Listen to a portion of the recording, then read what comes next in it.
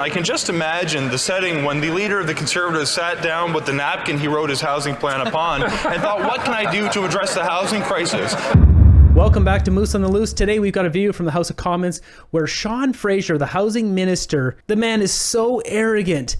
Unbelievably arrogant. The guy who first ruined our country with immigration policies. Then he was moved over to housing because he was such a disaster. And now he's ruining that. And today he's questioned on his policies. And what does he do? He starts barking out lessons like an arrogant pompous prick. It's unbelievable. The honourable member from Edmonton, Mill Woods. After 9 years, this NDP Liberal Prime Minister is not worth the hunger or the homelessness. The Calgary Hill reports of a single mother struggling to feed her family. Edith said, I pay all of the important things first. Mortgage, utilities, insurance, condo fees, and then feed the kids. If I have anything left over, they can do activities. She has resorted to feeding her family at the community kitchen. Mr. Speaker, far too many Canadians are in this sad reality. When will this government axe the carbon tax, give Canadians a break, and allow families like Edith to actually feed their families? Hear, hear. The Honourable Minister of Housing, Infrastructure and Communities. Mr. Speaker, I thank my honourable colleague for the question, and I take his concerns as being sincere, but it's ironic that he puts this question on the floor of the House of Commons just hours after a debate on his leader's bill, which proposes to cut many of the supports that will help people like Edith. They put forward measures that are going to increase taxes on home construction. Their plan includes billions of dollars in cuts to support communities that are dealing with homelessness. They plan to cut the very funds that build affordable housing opportunities for families in need. Mr. Speaker, the government will continue to make the investments that will support vulnerable people in their time of need. I invite the Conservatives to join us. Yeah, this coming from the guy who has quite literally doubled the cost of housing, whether you own or rent. It doesn't matter. Mr. Speaker, it's actually their failed policies that doubled the cost of housing.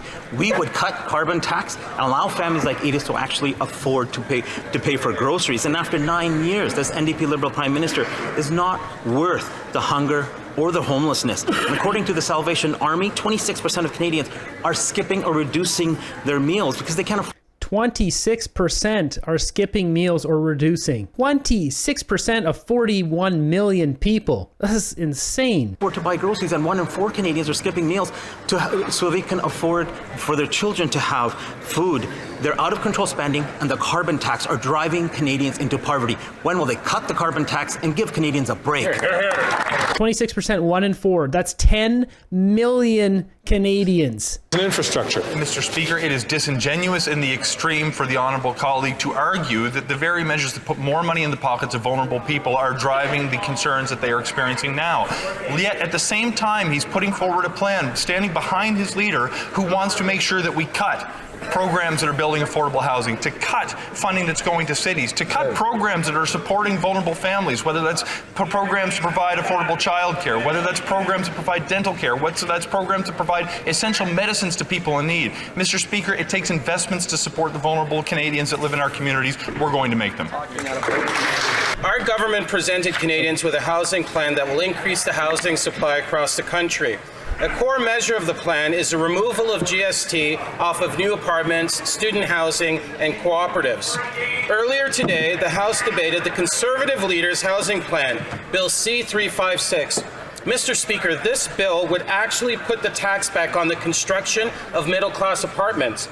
Can the Minister of Housing tell Canadians where the government stands on the Conservative leader's plan to reimpose a rent tax on middle-class apartments? Thank you.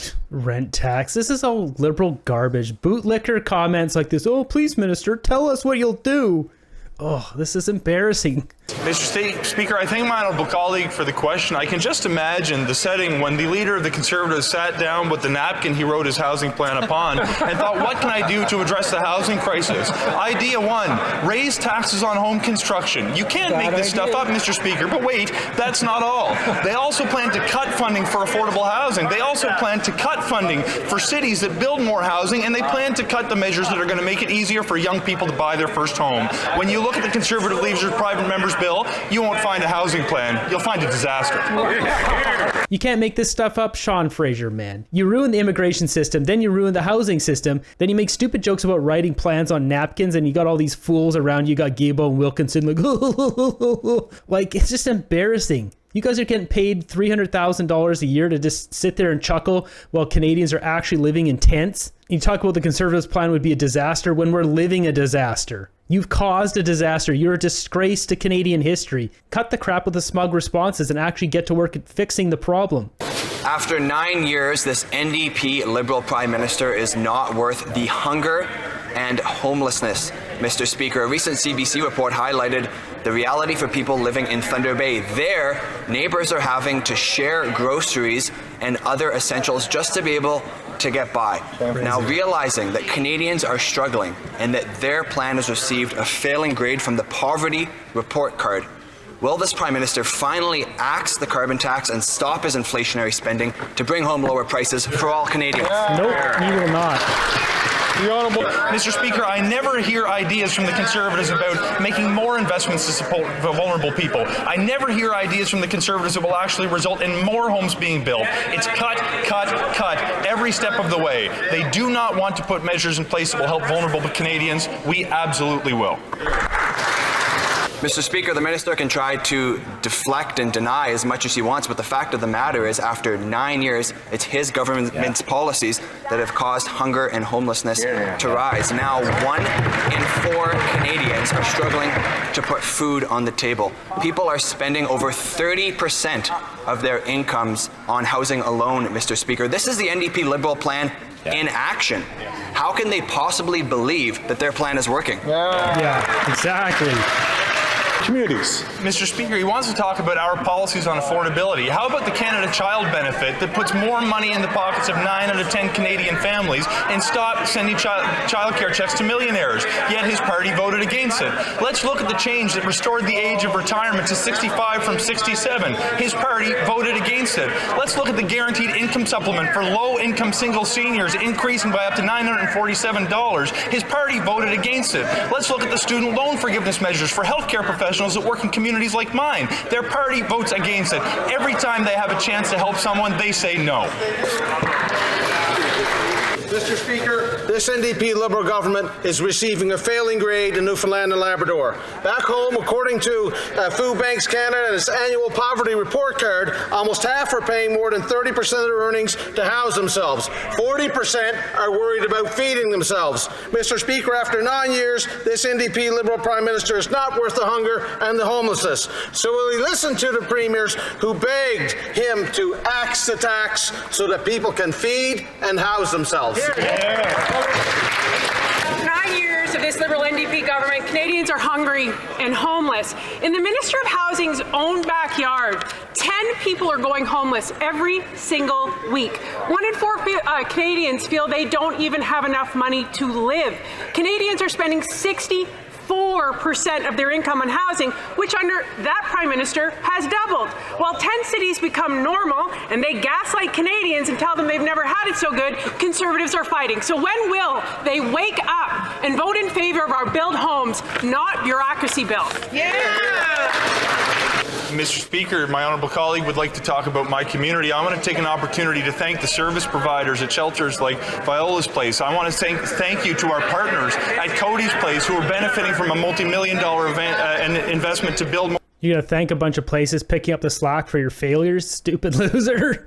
Take a minute to talk about her community. She goes and shows up for ribbon cuttings for projects that we have funded when she voted against them in the House of Commons. It's important that our words match our actions if we're going to solve the housing crisis. I hope the Conservatives will do the same. Our words match our actions. Really? Did he just say that? This guy is such a bonehead, man. He's so smug and so pompous. He's got to be one of the most arrogant fools in this party. Mr. Speaker, while the number of people living unsheltered is up across the country by almost 90% since 2018, in my community it's even worse. The number of people living rough has almost tripled.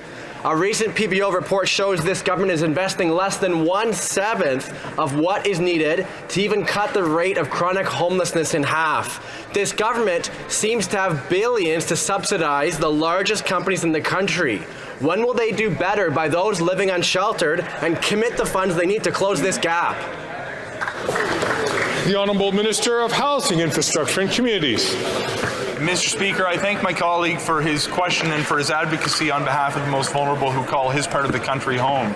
With respect, we're going to make the investments necessary to support some of the country's most vulnerable, including by partnering with communities who serve homeless Canadians, but also by making the investments necessary worth billions of dollars to build out the affordable housing stock so people have a durable solution. There are no immediate solutions to solve the challenges that so many Canadians are facing, but consistent investment over time, as we have been doing and will continue to ramp up, is going to make a meaningful difference in the lives of some of the most vulnerable Canadians. Thank you. Did he just say there's no immediate solutions to what's going on? Yes, there is. You cut the immigration. You guys caused the problem. I can't believe he just said that. He knows that. He's just lying. He just lied to Canadians. He lied in Parliament. It was a falsehood. Get him out of there. Like, the fact that we're paying this idiot $300,000 a year to just sit there and lie and just be an absolute worthless loser. Reach for the stars, kids. There needs to be some laws in place to prevent this. That's where I wrap up this episode. Let me know in the comments down below what you guys think of Sean Fraser. I think he's just a big, pompous, arrogant, just horribly arrogant fool. He runs his mouth and he does nothing. Like, what does he do all day? Does he just sit there and twiddle his thumbs? Is he throwing darts at a dartboard? Like, what is he doing? I can't think of anyone more incompetent than Sean Fraser. He's quite literally the worst. So let me know in the comments down below what you guys think. Be sure to subscribe here on my second channel. If you guys want to check out something a little bit different, I uploaded a new hiking video on my hiking channel, which will link up here. Just my buddy and I and his 2 dogs going deep into the backcountry. So if that interests you, that's linked up here. I'll keep bringing you guys the truth. We'll keep fighting for freedom. I'll see you guys in the next one.